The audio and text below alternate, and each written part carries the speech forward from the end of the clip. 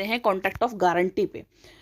Contract of guarantee में देखिए, according to section 126 of the Indian contract act, a contract of guarantee is a contract to perform the promise और discharge the liability of the third person in case of his default.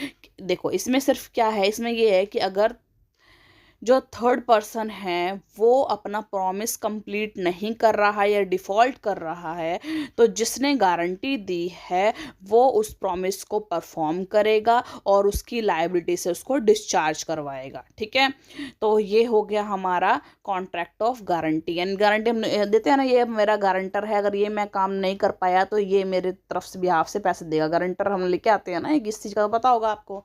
तो अब देखो guarantee contract में कौन कौन होता है। In a contract of guarantee the person who gives the guarantee is called the surety. मैं किसी की गारंटी दे रही हूँ आज, तो मैं श्योरिटी हो गई उसकी।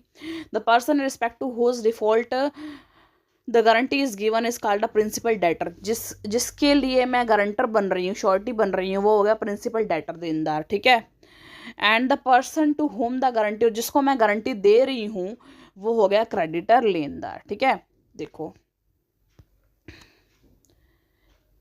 ये है मेरा एक फ्रेंड, ठीक है, मेरा फ्रेंड, और इसने एक पर्सन से क्या से लिए पैसे, ये एक दूसरा पर्सन है। ठीक है, मैं आ गई बीच में श्योरिटी, इसने बोला तू मेरा गारंटर बन जा। ठीक है, मैं हो गई श्योरिटी, तो मैं गारंटर बन गई, श्योरिटी बन गई। अब जिसके बिहाफ पे मैंने जिसकी गारंटी ली है वो हो गया प्रिंसिपल डेटर। प्रिंसिपल डेटर, देनदार, पैसे देने हैं ना इसको, इसने इससे 1 लाख रुपए लिए हैं। कितने लाख रुपए? 1 लाख रुपए इससे। तो मैं गारंटर श्योरिटी हूँ और ये प्रिंसिपल डेटर है, देनदार, इसको पैसे देने हैं।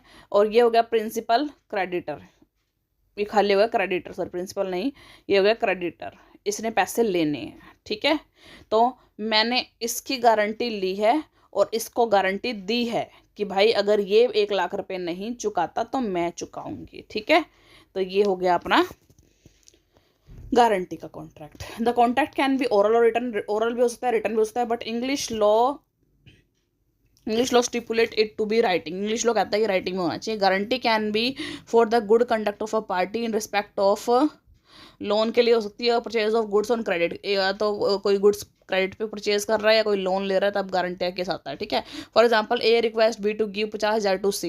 ए ने रिक्वेस्ट किया बी को कि 50,000 सी को दे दे, एंड गारंटीज दे, और ए ने गारंटी दी कि C will repay the amount within year. C एक साल के अंदर अंदर अमाउंट रिपे कर देगा। इफ सी डज नॉट, अगर सी नहीं करेगा, A himself will pay the amount to B, A खुद जाके बी को अमाउंट पे करेगा। This contract will be a contract of guarantee. Contract of guarantee है। ठीक है, essential element of a contract of guarantee. Contract of guarantee के लिए कौन कौन से महत्वपूर्ण एलिमेंट्स हैं, देखिए। First, a contract of guarantee can only be between at least 3 party, surety, principal debtor and creditor. इनके लिए कम से कम 3 पार्टियां होनी जरूरी है, श्योरिटी, प्रिंसिपल डेटर और creditor. Free consent of all parties essential for the, free consent होगी, सबकी सहमति स्वतंत्र रूप से होगी, कोई किसी को डरा धमका के नहीं करवा सकता। ठीक है, the sureties obligation arises only when the principal debtor makes a default in the performance of his obligation, does not repay debtor। Surety की जो ऑब्लिगेशन है, ऑब्लिगेशन मतलब श्योरिटी का उत्तरदायित्व वहीं से शुरू होता है जहाँ पर जो प्रिंसिपल डेटर है वो अपना प्रॉमिस करने से इनकार कर दे या फिर वो जो डेट लिया था वो उसको चुकाने से इनकार कर दे। A contract of guarantee can be oral और रिटर्न हो सकती है, it cannot be implied contract. देखो इम्प्लाइड कॉन्ट्रैक्ट पढ़ा था ना हमने कि भाई ना तो उसमें क्या होता है, ऑफर होता है, ना एक्सेप्टेंस होती है, ऐसा इम्प्लाइड कॉन्ट्रैक्ट वो, लेकिन फिर भी कॉन्ट्रैक्ट बन जाता है। लेकिन जो कॉन्ट्रैक्ट ऑफ गारंटी है वो ओरल या रिटर्न होना चाहिए, इम्प्लाइड नहीं हो सकता वो। ठीक है, मतलब बिना ऑफर और एक्सेप्टेंस के नहीं हो सकता।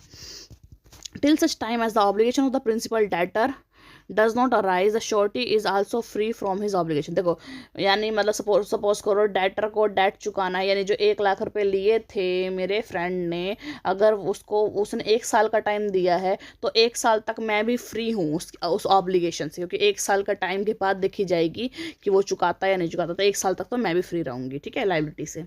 आगे है purpose of contract of guarantee. क्या कॉन्ट्रैक्ट ऑफ गारंटी का पर्पस क्या है, क्यों रखने का? Normally the purpose of the contract of guarantee can be of the following, one of the following, for the security of a loan given to party, जो loan दिया है उसकी सिक्योरिटी के लिए, for the assurance of the good conduct and honesty of the employee in service contract के अंदर जो service contract करते हैं तो किसी गारंटर का नाम लिखवाते हैं, उसको साइन करवाते हैं, ताकि गुड कंडक्ट और ऑनेस्टी का अश्योरेंस मिल जाएगी, हाँ भाई ये बंदा अच्छा है, ठीक है। For the indemnity of third party from loss resulting from the non payment of डेप्ट, ये इंडैमिनिटी कर रहा है एक तरह से, मतलब कि क्षतिपूर्ति कर रहा है, क्षति के मतलब लॉस से प्रोटेक्शन दे रहा है थर्ड पार्टी को, from loss resulting from the non payment of debt, अगर डेट से जो डेट की नॉन पेमेंट की गई, कर चुकाया नहीं गया तो उससे उसकी सिक्योरिटी एक तरह से। अब contract of indemnity and contract of guarantee के बीच में डिफरेंसेस क्या क्या है, देखिए। Difference between contract of indemnity and guarantee, basis of difference और function. Basis of difference contract of indemnity और कॉन्ट्रैक्ट ऑफ गारंटी। बेसिस में देखिए first function, indemnifier promise to protect the indemnified against the consequences of the conduct of the indemnity holder और third party. Indemnifier protect करता है, promise करता है कि मैं प्रोटेक्ट करूंगा कोई भी इससे लॉस से जो भी होगा, अगर किसको दे रहा है ये